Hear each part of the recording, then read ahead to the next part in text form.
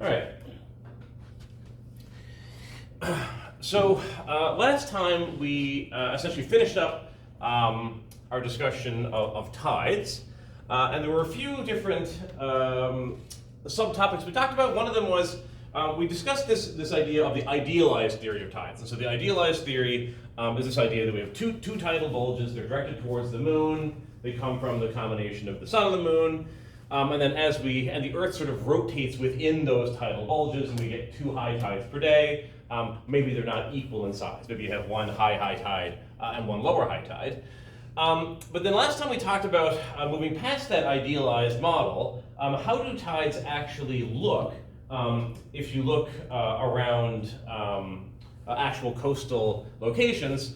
And then the real data, of course, incorporates things like the local coastal geography, the slope of the sea floor, Coriolis force, all those things.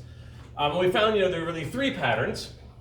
The mixed tidal pattern, that's the one that you predict from the idealized theory. So we have 2 high tides per day, but they're different heights. You can also get a pattern called semi-diurnal, and so semi-diurnal is twice a day, and so we still get 2 high tides per day here, but they're about the same amplitude. And that's actually not inconsistent with the idealized theory. It's just that's something that you would expect more when you're at the equator. And then there's a fairly unusual pattern called the diurnal tides, which is just 1 high tide per day. And that's sort of a little bit weird coming from the concept that there's 2 tidal bulges. But really that originates from some of the extra more complicating factors like coastal geography, etc. We also looked at some interesting coastal tidal phenomena. And one of them was what's happening in the Bay of Fundy. So the Bay of Fundy has these tremendously large tides. The tidal range is 17 meters at the springtime phase, so when the sun, earth, and moon are all lined up so that the solar and lunar bulges are sitting on top of each other. We have 17-meter tides in this Bay of Fundy, so this is quite near us. So here's Nova Scotia and New Brunswick, and the Bay of Fundy lies in between. Why are these tides so dramatically large? And the main physical idea that's thought to be responsible for that is the idea of resonance. And so resonance is this idea that when you have an oscillating system, let's say a pendulum or a person on a swing, and so you have an oscillating system and something is driving that system. So maybe there's somebody pushing the person on the swing, or you're driving the pendulum somehow. That it turns out that when you drive the oscillator, or you push the person on the swing, and you push them with exactly the same frequency of the natural frequency of the oscillator. So in this case, for example, so what this curve is showing is it's showing how large is the resulting oscillation. So the amplitude is on the y-axis, and the frequency of the pushes is on the x-axis.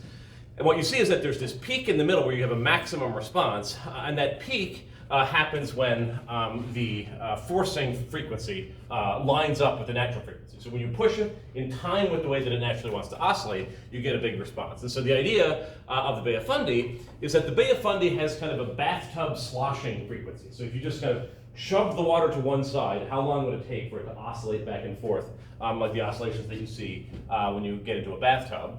And it turns out for the Bay of Fundy, you can calculate that frequency, which we did not do. That would be a more advanced topic. But it just turns out that when you do that calculation, that frequency lines up very closely with the tidal frequency. And so the tidal forces actually drive the sort of sloshing modes in the Bay of Fundy and lead to a resonant response at very, very high tidal amplitudes, yes.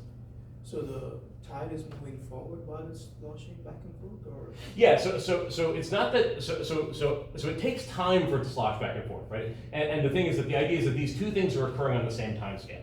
So as it wants to slosh back, that's when the tide is flowing in. So they amplify each other. Like the water wants to move into the bay, and the tide is also coming in. And then when the water wants to slosh back, the tide is coming out.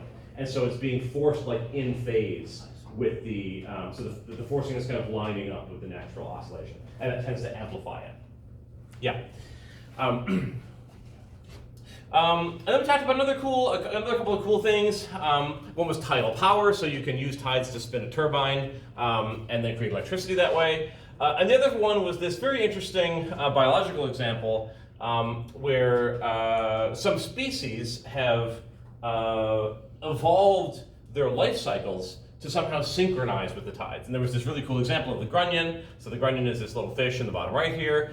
What this fish does is it lays its eggs in such a way that it lays the eggs when you have the high tide in the spring tide cycle. So you wait until the tides are both high tide and in the spring tides, you have the largest possible tides, which is how the water comes the furthest up the beach. Then they swim up and lay their eggs right at the edge, and then the tides don't get back to that same location until they go through the neap cycle and back to the spring cycle. So it's about a 10 days or 2 weeks or so cycle, and then the eggs are then safe in the beach sand, and then when the tides come up again, they wash the hatched eggs out to sea, and then the grunion life cycle continues. So just a cool example of how these oscillations that happen in the climate system that are physics-based actually also influence biology, both in terms of behavior, but also in terms of evolution. Okay. So today we're past the book topics now, and so we're looking at sort of a selection of interesting sort of one-off topics. And the first one we're going to talk about is geoengineering, and then the second part of the lecture, these sort of two separate topics. The second part of the lecture is going to be about, in general terms, how does a climate model actually work? Like what are the components of a climate model code? How does it work? And this is sort of setting up for on Monday we're going to have a guest lecture about climate modeling by one of the sort of more advanced PhD students in our department, Audrey Parnell. So we're going to start off with geoengineering. Can anyone tell me what does the word geoengineering mean? Has anyone come across this term before? There's various ways of doing geoengineering. Geoengineering is a general concept, and there's various different ideas that fall under that. But has anyone heard of what this idea means? Sometimes you see it in the news.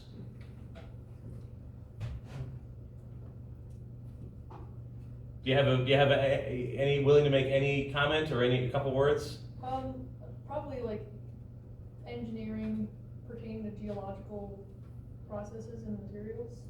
So that is true, but I'll give a slightly more specific version of that, which is that it's engineering approaches to intentionally modifying the climate. And of course, the climate is the geological systems are part of the climate, so what you said is accurate. But so the idea of geoengineering is the following concept. That so we all know that we're emitting, by burning fossil fuels, we emit CO2, and then because of the greenhouse effect, that warms the climate. So what we have to do to ensure a stable climate and prevent global sea level rise in the future is we have to stop emitting greenhouse gases. However, as I'm sure everybody has seen, that's a political problem. It's difficult to actually do that. In practice, because people have to agree to do that.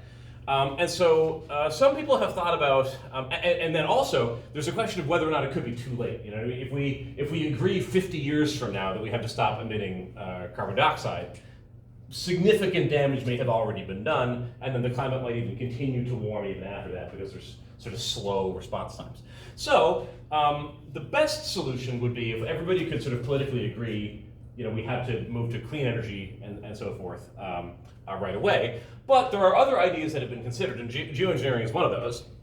And so the idea of geoengineering is to do something artificial to the climate system that will intentionally change it to reduce the temperature. And so I'm not going to talk about this, I'm going to talk about a different example today, but a very well-known example is there was, when I was in graduate school, there was a professor actually, I think it was originally at the University of Calgary, and then got hired at Harvard.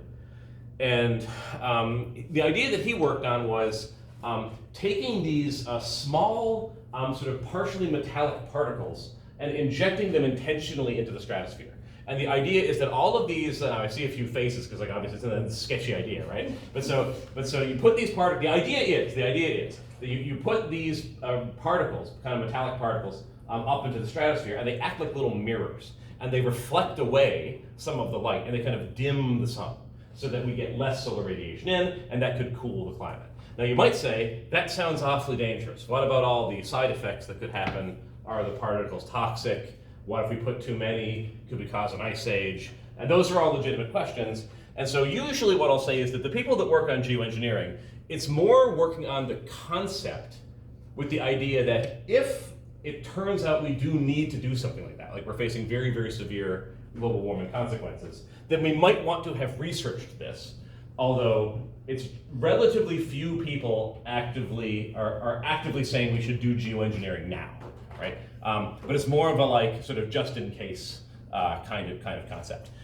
So putting these particles, these mirror particles into the stratosphere, that's one idea, but I'm going to talk about another idea that was sort of more popular. It's a little bit out of favor now, but it's good to know about, and called iron fertilization. Okay, so we know CO2 is an important greenhouse gas because it warms the planet. And when we burn fossil fuels, that emits CO2. So we need to get rid of the CO2, but it's hard to do that. So this iron fertilization, I'll talk about exactly what that is. But the mirror particles, what they do is that they reflect away the sunlight and they dim the sun. But there are other methods that actually try to suck CO2 out of the atmosphere. So that's another way of doing geoengineering. And the iron fertilization is all about that. Okay. So probably people have heard of the biological pump before. If you're in ocean science, you probably have come across this. And for physicists, it's probably a little bit less familiar, but the key thing is all of this whole diagram is like complicated stuff, you don't need to know that. The main idea is that in the upper ocean here, there's organisms, small organisms, especially phytoplankton, but also other microbial organisms. And those organisms do photosynthesis.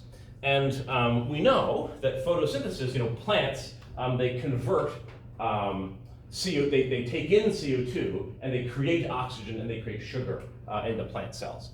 And so when you have phytoplankton in the upper surface ocean where the light is, they're doing this photosynthesis and they're actually incorporating dissolved carbon dioxide from the water into their bodies. And this can be into their shells or into their other biological materials.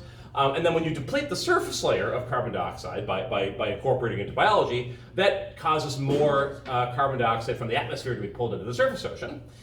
And then what happens? So once you have a phytoplankton that has done photosynthesis, what happens to the carbon that's stored in that animal? Well, some of it can end up at the bottom of the ocean because if these organisms die and they sink to the bottom, you can have storage of this carbon that was absorbed into biology in the surface ocean, dies, and then sinks down to the bottom, and then basically becomes part of the sea floor, and then over very, very long geological timescales, eventually gets recycled up. And there's millions of year cycles where it eventually gets back into the atmosphere or in other parts of the climate system. But for long periods of time, by trapping CO2 in biology and then sinking it, for example, it could be in a shell of a small organism that has a little shell, like a crustacean or whatever, like microcrustaceans. And they sink to the bottom, and that can sort of sequester, we call it, or store atmospheric CO2 down at the bottom of the ocean, which of course mitigates climate change. It reduces the atmospheric CO2 level. And it's called the biological pump because these organisms are biological, and they essentially pump CO2 out of the atmosphere into the ocean and then store it in the bottom layer. So the idea of iron fertilization is that maybe we can kick this biological pump into overdrive and pull more and more CO2 out of the atmosphere, and that would be good for our climate. But how could we do that? How could we actually make the biological pump more effective? Well, it turns out we're the way that the ocean is set up today, it's sort of primed for that because in addition to utilizing CO2 when they do photosynthesis, small organisms like phytoplankton, they also require nutrients in the water. That's why when we have like Ekman upwelling or whatever, equatorial upwelling, we see higher productivity because we're bringing up those nutrients from below, and that stimulates the biological productivity. So there are a couple of nutrients. Ocean sciences people, this is probably a bit old hat, but for physicists it might be a bit new. There's nutrients called macronutrients like nitrogen and phosphorus. The N and the P stand for nitrogen and phosphorus. And the biological life cannot exist without those. Their biological function will not work. But they also need micronutrients. So when we say a macronutrient, that's a nutrient that you need in larger amounts. But just like in the human body, like we need things that are in the human body, like we need iron. We need, what's another one that we, vitamins that we need in tiny amounts. And there's metals that we need. to like sodium, things like that. And so just like us, these tiny organisms, they also need micronutrients in these tiny trace amounts. And iron is one of them. And it turns out, if you look at global productivity, so this is a map of chlorophyll seen from space. This is the green areas mean lots of productivity. There are wide swaths of the ocean. So for example, over here, where the productivity is quite low. And it turns out that some of these locations, like specifically in the western, the North Pacific here, and then parts of the Southern Ocean, there actually is lots of nitrogen and phosphate. But we don't have a lot of productivity. There's not a lot of growth. And the reason is it's high in N and P, nitrogen and phosphate are plentiful, but the micronutrients aren't there. So these are called iron limited, or they're micronutrient limited. So they're ready to go. They've got the nitrogen and phosphate they need, but they don't have those micronutrients. And so they cannot, their bodies cannot function. And these are called high nutrient, low chlorophyll regions. So they're high nutrients, low chlorophyll. Why are they low chlorophyll? Because they don't have certain micronutrients that they need. So there was this guy, John Martin, and he was an American oceanographer and chemist. And he had the idea, well, there's all these regions where the kind of growth is ready to happen. We've got high nutrients, but we don't have this iron. What if we just went and just poured iron dust into the ocean? Like, could that get rid of that micronutrient barrier and cause large phytoplankton productivity, and then that could suck CO2 down from out of the atmosphere in that biological pump. And so there's a very, very famous quote. If you go through a climate sciences PhD, you hear people quote this a million times. Give me half a tanker of iron, I'll give you an ice age. And this guy obviously is kind of a bit of a, that's a pretty bold statement. It's not literal, but he liked to be provocative. And so the idea is seed the ocean with iron, and this is why it's called iron fertilization. You put the iron's like a fertilizer. It allows the growth to happen. So you just dump the iron into these high nutrient, low chlorophyll regions, and then you see what happens. And this is actually motivated by paleoclimate data. So next time in the guest lecture, we'll see some paleoclimate data. But so this is a record. So this is a little bit backwards. So the present day is on the right-hand side. It's actually not. Yeah, the present day is on the right-hand side. The past is on the left-hand side. And what this is showing is carbon dioxide. And the peaks here are associated with warm periods, so not ice ages. And the bottom is associated with ice ages. And what we see is that as we go through non-ice age and ice age cycles, the CO2 level in the atmosphere is changing dramatically. It's changing by 100 parts per million or so. And right now we have about 420 or something parts per million in the atmosphere. So when you go from ice ages to non-ice ages, the CO2 concentration in the atmosphere changes dramatically, and almost a third of the atmospheric CO2 is drawn into the oceans during the ice ages. So to make an ice age, so CO2 makes it warmer. So to make an ice age, the ocean absorbs a whole bunch of CO2. That makes it colder, and then you can have an ice age happen. And so this plot, the whole idea of this is that it seems to be the case that ice ages and atmospheric CO2 concentration are connected. And then the other observation is, now this plot is reversed. So now the left-hand side is today, and we're going back in time in thousands of years. And so this period here, so 20,000 years ago, this is called the last glacial maximum. So this is where we had the most recent major ice age. And we have data from various, I don't actually know if it's from sediment cores or whatever, but the whole point is during this cold period, we had low CO2. That makes sense because CO2 makes it warmer, so during an ice age you should have low CO2. But also, we can see from paleoclimate records that a whole bunch of iron was delivered to the Antarctic Southern Ocean waters during that period of time. So this plot is showing how much iron gets put into the waters near Antarctica, and then during this ice age, we had a large deposition of iron. And so this kind of leads to this sort of speculative, it's definitely not a robust, rigorous conclusion, but it suggests the idea that maybe something that's happening here is when we drive ice ages, it has something to do with iron entering into the Southern Ocean, stimulating phytoplankton growth, sucking the CO2 down, so we have low CO2, and then that low CO2 drops the temperature because CO2 makes it warmer, and then we get an ice age. So there's this connection between iron going to the ocean, the biological pump, and then the level of CO2. And so this creates this idea of iron fertilization. So this is the geoengineering idea. What if we dump a bunch of iron into these high nutrient, low chlorophyll regions that could stimulate lots of productivity, photosynthesis, and then the biological pump takes that carbon that was originally in the atmosphere, puts it in the biology, and then drops those dead organisms down to the bottom to store that carbon where it can be no longer active in causing climate change. Okay, so actually this has been tried on a very small scale. So, so this is an example of a iron fertilization experiment that was done in the 90s and the early 2000s, where they dumped iron into a localized region that was sort of a high nutrient, low chlorophyll. And so this whole, here's Anchorage up here, and so this is sort of the northeast Pacific.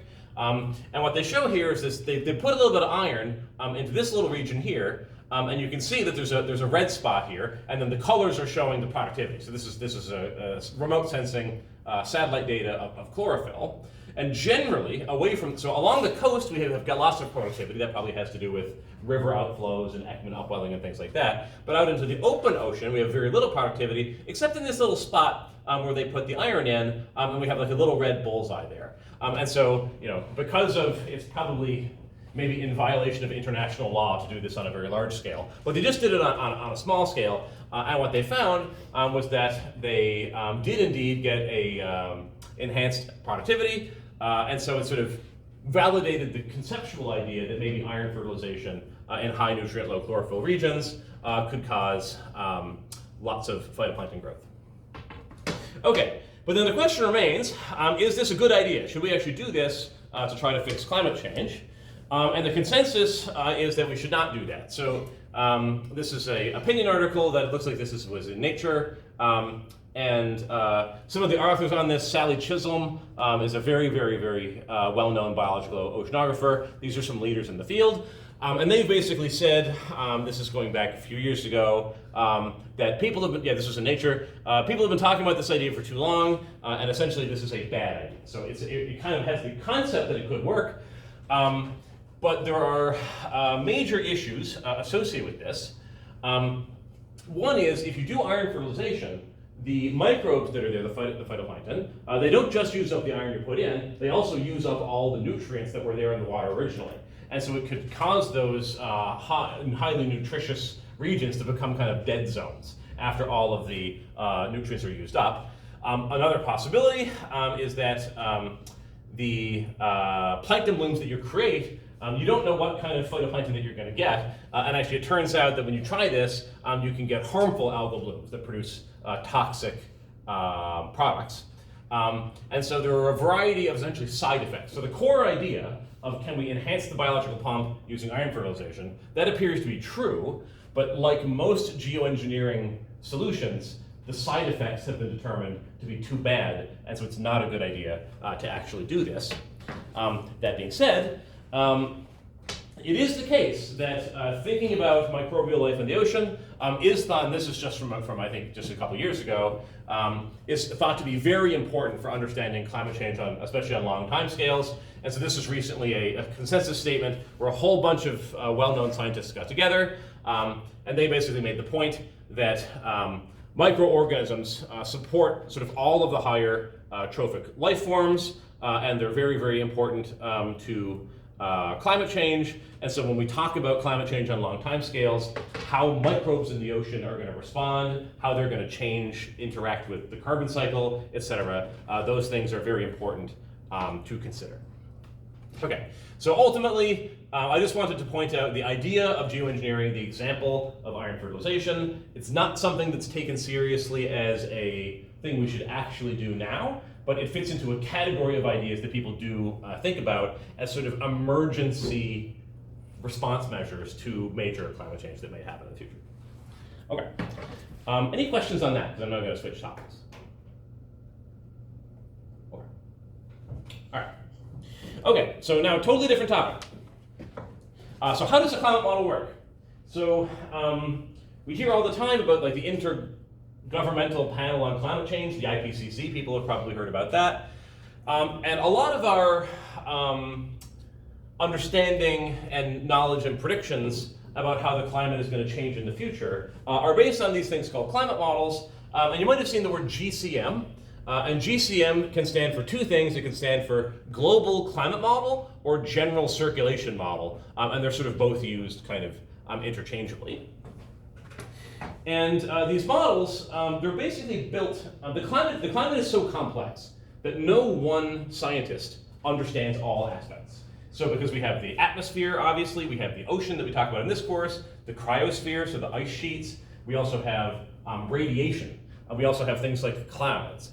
And so the climate models are built of sub-models. So the atmosphere model, ocean model, ice model, also land use and vegetation. So if you want to study climate change over long periods of time, things like an area changing from a forest to a desert, which then changes the albedo because trees are green and then the shiny sand is more reflective. Those can affect things on long time scales. So if you want to know what's the climate going to look like 200 years out, we actually need to think about how the land surface itself is going to change. And so we talk about models for land use and vegetation. And then radiation is quite complicated as well, basically tracking how much sunlight the different parts of the Earth's surface gets, and that depends on clouds, for example. So there's 4 or 5 submodels that go into the global climate model. So I'm going to talk about how they're connected. But before I talk about that, I just want to mention how do you take something like the climate system and then put it on a computer? Well, the way that you do it is a challenge when you want to study physics on a computer is that a computer can only deal with finite amount of data. So ultimately, all computer codes are like something like a spreadsheet, right? You've got a whole bunch of values, maybe temperatures at different points, and you're manipulating those values and predicting them. But if I ask you something like, okay, so let's say I've got my 2 hands here, how many points are between my 2 hands? The answer is obviously infinitely many, or maybe you could count the atoms in between or something, right? So we can't deal on a computer with an infinite amount of points. So what we have to do is break up the Earth into these grid boxes. So what we do is we take a latitude grid and a longitude grid and curve the atmosphere and the ocean up into these little squares, and then there's also a grid in the vertical direction. And then all of the different variables that we care about for the climate, like say the wind or the ocean currents or the temperature or clouds or whatever, they all have one value in each grid box. And this is called discretization. So discrete means it's in like individual pieces rather than being continuous. So you take the continuous reality of the climate and you break it up into these discrete boxes. And rather than saying, I know the pressure at every point in this room, you say, I know the pressure every 1 meter or whatever. You have some grid spacing like that. And then we can compile all of the data in the entire climate system. You can basically make a really long list of like all the temperature values, all the pressure values, all the wind values. And that's called the state vector. So it's just the list of all of the numerical values that describe the state of the climate at any given time. And what the climate model does is it evolves this state vector forward in time, very much like we talked about when we talked about the Lorentz equations. So when we discussed the Lorentz equations, you might remember we had these convection rolls, and I had shown a simulation of how those rolls change over time. And so how it works in a climate model is we do something very similar. There's a computer algorithm where we say that we divide time into time steps. So you might say, I'm going to simulate the climate 1 hour at a time. So I know the climate now, and I'm going to predict what's it going to be like in 1 hour, then in 2 hours, then in 3 hours. And I'm not going to care about what happens in between those times. I'm just going to look at it on an hourly basis, say, for example. And how the computer algorithm works is it says that your atmospheric state, so all of the temperatures and winds and so forth, at the next step, so maybe 1 hour in the future, is equal to my current state of what the atmosphere looks like right now, plus some term that's the modification. So how is it going to change slightly? Generally, if we look at the state of the atmosphere 1 hour in the future, it's going to be quite similar to the atmosphere right now, but with some small differences. And that's called that change term.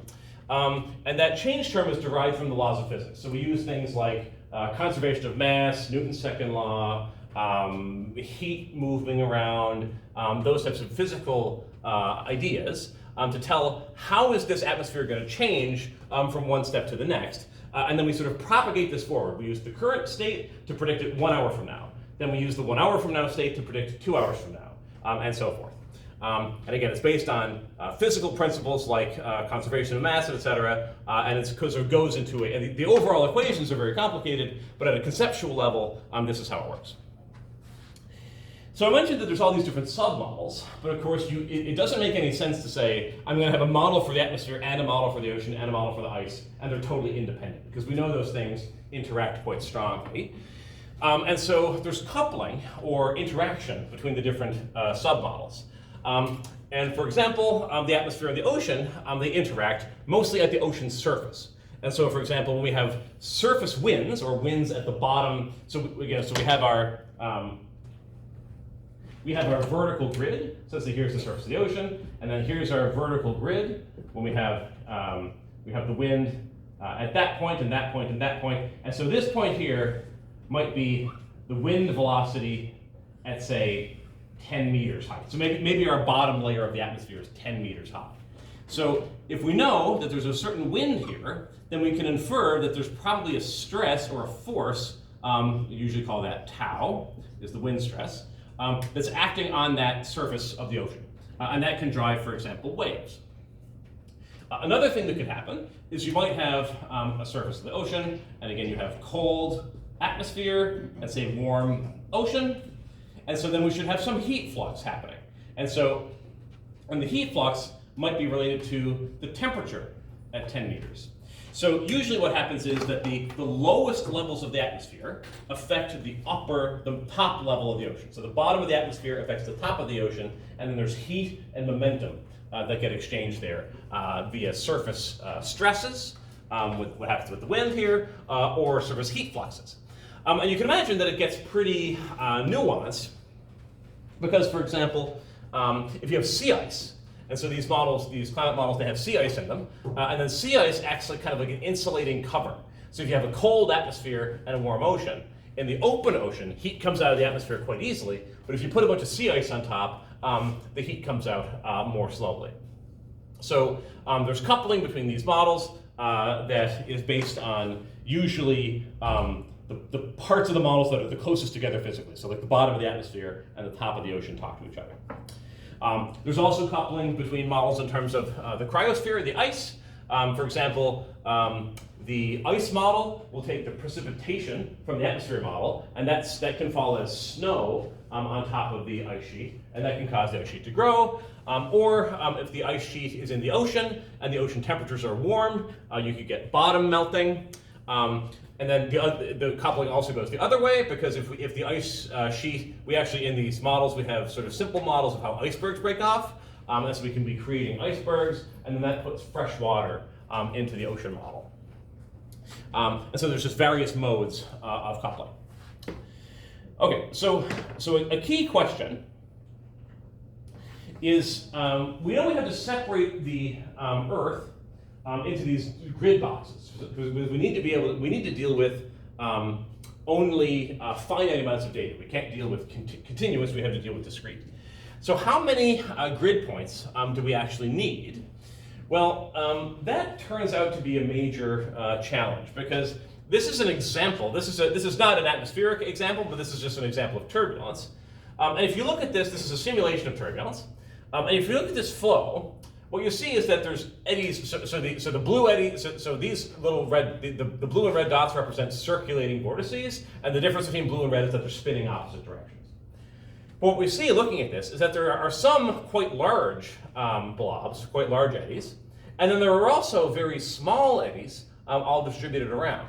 And so if you wanted to make a computer code that captures all of these different sizes of, say, these might represent weather systems or waves or something in the atmosphere, you need to have your spacing between your grid boxes needs to be small enough that you can actually capture these little things, right? If your grid spacing was, say, as big as, you know, my hand, for example, then that's so big that you cannot resolve or you cannot capture the physics of this little blue blob because my hand is too big. So the grid boxes are so big, it washes out the physics of the small scales. So you can make an estimate. If you wanted to resolve all of the physics in the climate system, how many grid points would you need? And it turns out that in the ocean, the smallest little eddies like this are 1 millimeter across. And so we have large eddies that are 500 kilometers across and small eddies that are 1 millimeter. So if you wanted to capture all of that, I'm not going to go through the detailed math, but you would need 10 to the power of 27 grid boxes. And so each grid box has a bunch of numbers in it. Each number requires computer memory. And so if you work out the math, what you see is that the amount of computer memory you would need, kind of like RAM memory to store the whole climate, would be 10 to the 16 terabytes. So if anyone works with any data, you know that's an outlandishly large number. And not only can no computer today do this, no computer that we will have in any kind of foreseeable future could do this, maybe in a far future. But this is the amount of data that is required to model the whole climate system and all its details simultaneously is so enormous that you can't even try to do that. Like it's doomed from the beginning. So how do we try to make a climate model when it's not possible to simulate all this physics directly due to the fact that our computers are just not powerful enough? So there's a long history of trying to deal with this problem, and it's called the problem of parameterization. So the idea is we cannot directly simulate the entire climate. So what we do is we basically say, I'm not going to have my grid boxes be so small that I can actually capture those 1 millimeter eddies. But what I'm going to do is, I'm not going to ignore them, because it turns out if you just ignore those eddies, you get a really wrong answer, because those small eddies actually have a big effect collectively on the climate. So what people do is they kind of make up approximate formulas that model the effects of the small scale behavior, the small scale eddies, without actually simulating them directly. And so examples, so there's and this whole general idea is called parameterization, because usually those models have a certain parameter in them, like how strong is the turbulence, and that will tell you something about how the small scale should be modeled. And so there's different kinds of parameterization. So one is for small scale turbulence. Those are called SGS or subgrid scale parameterizations. And you might model these small little eddies as doing mixing. So they sort of stir things around at the small scale. So maybe you could put in a little bit of stirring in your model at the small scale to model those guys.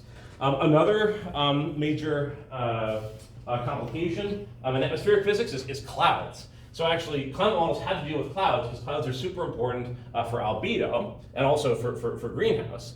But we cannot resolve. But clouds are really a collection of individual micro droplets, right? And so they're so small that no atmospheric model can resolve the droplets inside a cloud. And so people come up with parameterizations, approximations to represent cloud physics. And this is just a really funny diagram that I like. About an example of a cloud parameterization, and it includes stuff that you would never think of. Like, does anyone know what Graupel is? Yeah. So Graupel is kind of like hail. It's like a form of frozen water droplets that are in the atmosphere. And so this is a conceptual map of a particular cloud parameterization. So it's a simple approximate model for treating clouds. But you can see it's simple and approximate, but like look how complicated it is. You've got snow that can freeze into Graupel, and then Graupel can fall out as precipitation. You can have cloud water that freezes and goes to cloud ice. You know, and so there's all sorts, and they actually keep track of all this stuff, and they test these parameterizations.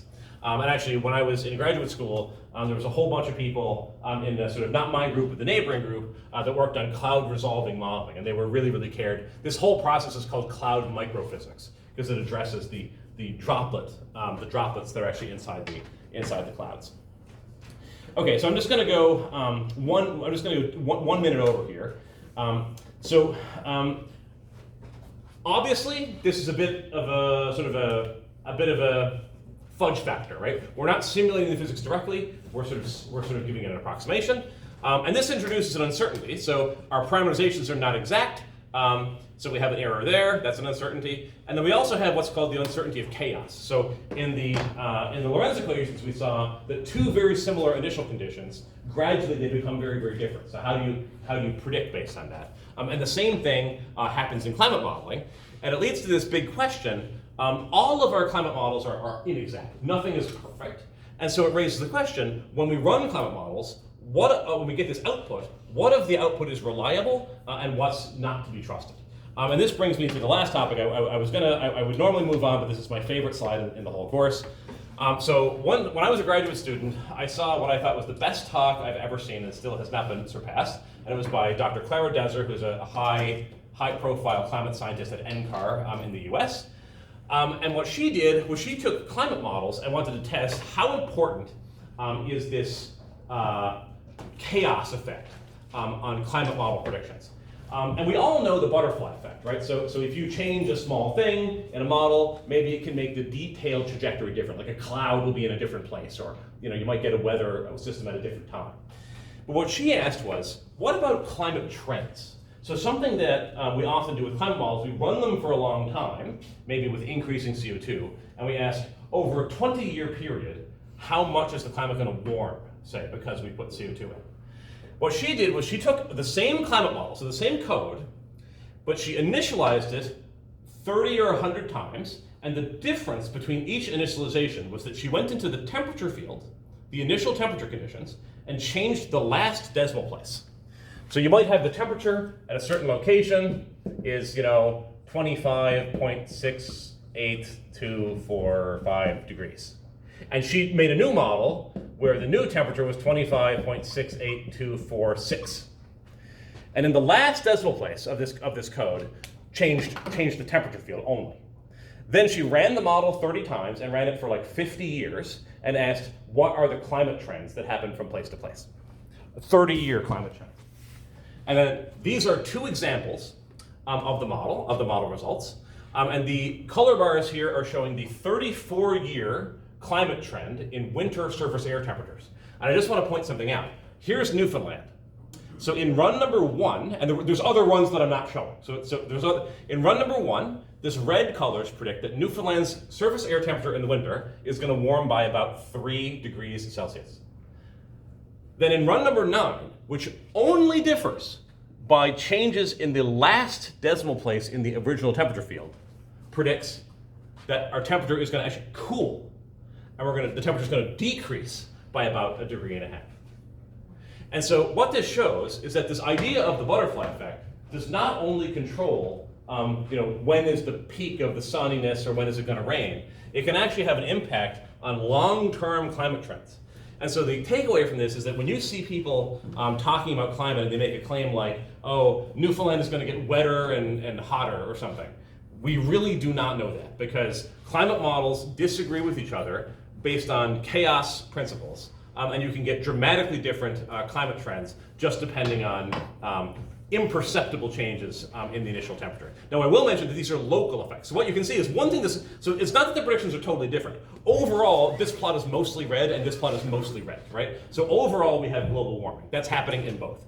But if you want to look at specific regional trends, you can get major differences between different runs of the model. Okay, so I'm going to stop there. I just didn't want to cut that off because I thought it was so interesting.